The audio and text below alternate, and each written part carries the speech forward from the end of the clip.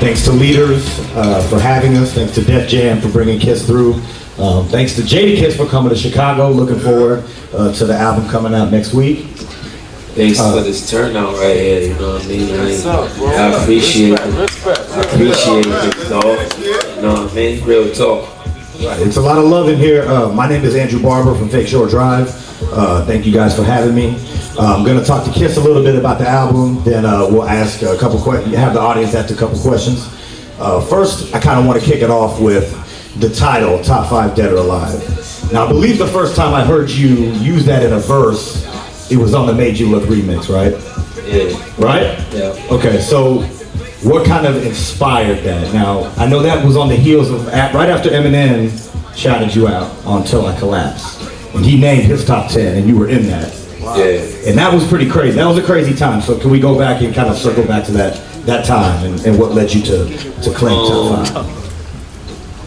It's really just like a nickname or like something that the fans and the people attach to me.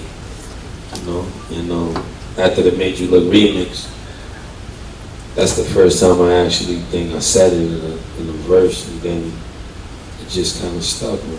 I actually went on Twitter though and asked my fans, should I change it? I think like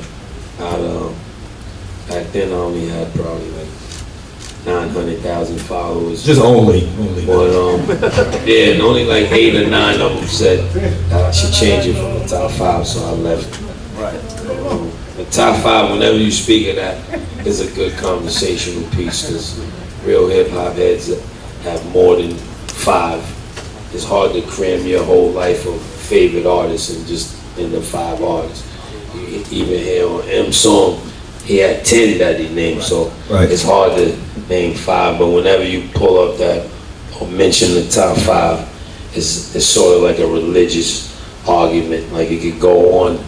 It's never ending to somebody say we gotta go or turn the lights off or something. So it's good conversation. I see the video went up on World Star and they were going crazy. Yeah. They were going crazy in the comments about it. But I do have to ask though, where's the bust? The bust from the album cover. I see you've been touring around with the. Nah, I've been flying actually. Okay. I get on my tour bus tomorrow in Atlanta. Yeah, so I ain't want to bring it around. I'm gonna bring it back when I come back and do the show. Right. Bring it back. So it looks nice though. Yeah, no, it's amazing. I mean, I didn't think they were gonna let you carry it on, but yeah, no, it's mine. I can do what I want with it. I just got too many bags anyway. Right. So it will be on tour. Yeah, it's gonna be on. They got his own bunk or. Are you gonna come back through Chicago for a show? Yeah, I'm gonna come back and do some more show. I'm gonna come back and do the show closer to the album or after the album. Just check on my social media, check in here, and have info about the venues. But I definitely gotta come back. I gotta get a flick with that. No doubt. All right. So let's talk about the album. The album comes out top 5 20th. Comes out next week. 2 weeks. The 20th. So it's next week. 10 days from today, right? Yeah. So let's talk about the album. It's your 4th on a major label. Your 2nd on Def Jam. Yeah. Right. So shout out for Def Jam, right? Shout out to the Universal System. Right. And it's a testament to you really being a top 5 MC. The fact that you started in the '90s and you're still on a major now. Dropping like this. It's an amazing thing. Was I supposed to get dropped? No, I'm saying. Nah, I'm only. No, but a lot of cats from that era are still not on majors anymore. Yeah, it's a lot of cats from that era are still not on nothing anymore.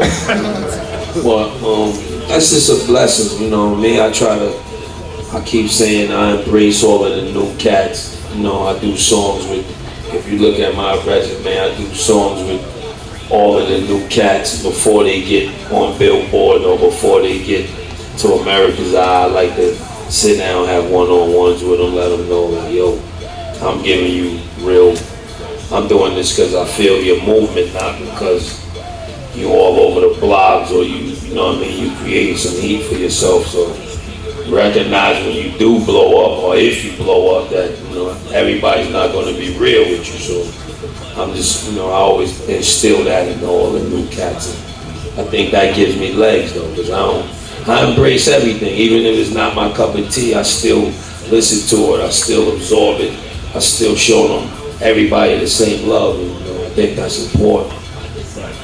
So who's on the album? I know you got Future, Wayne is on there. Yeah, Future, I got Weezy on there, I got Wiz, got my brother Styles P, Sheek Luch on there, I got Nas on there, I got Young Buck, I got Jeezy. Just good music. I ain't trying to change the demographic of music or, you know what I mean? I'm not here to do nothing crazy but provide some good music. No, it's nice to see the Locks back on there. You know, you guys been working with Puff. I see Puff's on the album too. Yeah, he's on there, Randy. So how does the days of you know coming out with the album now differ from the days when you were with Puff? It's a loud difference from from my first time putting the album out and going on a promo run. It was no social media, so that alone could tell you how different it was. You know what I mean? You had to get out in the field and come to retail, go to radio, go see the program directors, go just do everything you could do to get the word out there. Opposed to now you can go to the label, sit in a conference room and do a blast and it goes everywhere. So me being from the other era and now, getting digital savvy and learning all this, I made sure that I did both. You know what I mean? I'm definitely going to do the digital thing because that's what's going on. I definitely had to come here and be hands-on with you and the people. Yes, sir. Yes, sir. Yes, sir. I mean, that's just as effective or more effective. Yeah, it's real.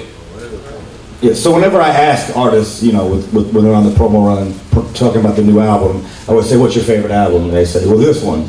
But other than this one, what's your favorite solo release that you put out? That's a hard. Yeah, it's Kiss of Death. Kiss of Death was my favorite one putting out, but I had the most fun making Kiss the Game Goodbye, I think, because I was able to. I fucked up the budget big time. Raped the budget, right?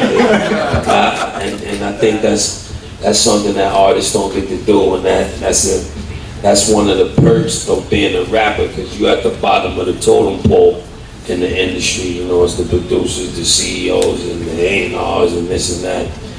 And the artist actually gets the shortest run of the whole thing. So to be able to tear that budget up for months. I was in Miami at one of Al Capone's cribs. Mick Jagger was across the street. He was really living it was crazy. It was beautiful. So was it crazier then, or was it crazier like Puff Daddy and the Family? I mean, all of that time was the same time. It was just they was throwing money around. You know what I mean? You could shoot videos for a week. You know what I mean? 2 days in Cali, 2 days in New York. All kind of stuff like that. It's like far-fetched right now. So to be a part of that time when the financial status of the hip-hop industry was crazy, outlandish like that is beautiful. Right. And I appreciate now too, because I was able to save some of that money along with this money and just make it all right. So what about the Locks, man? You think I know you put out an EP a couple years ago. No, we're gonna come with an album probably after this one. The Sheek album is coming out. Silverback Gorilla Part 2 is coming out December 4th too for y'all. Okay. You can get that. And then D-Block Holiday. He got the Wise Guy, and the Wise Guy is already out there. So we're gonna probably try to squeeze the Locks. Not squeeze it because we got joints. We're just gonna finish it up and put a Locks album out after the Kiss album, probably, hopefully. Right. Okay, so back to the album. Let's talk about a couple of the joints on there, like 2 of your favorites, and then I'll open up to a couple questions, and then we'll get into the album. Youthful Offender. It switches. It's gonna keep switching all the way up to the album come out after even. But I'd probably say Youthful Offender and Man in the Mirror right now. Why? Man in the Mirror is just because those two. I mean, everything that I spit is real, but not no artist. Every lyric, every last line on the whole album is actual facts. But those two songs are actually actual facts. The whole, from the first word to the last ad lib is all truth. You know what I mean? The life experience. The Man in the Mirror is just talking about me and going through the games and trials and tribulation and being from YO and the dark cloud that's in Yonkers and the forces that try to pull you back, you know, and overcoming that. And then Youthful Offender is just talking about two of my little mans from my hood that's actually both in jail right now. One is just a county bid, and one is doing like 33 years. Wow.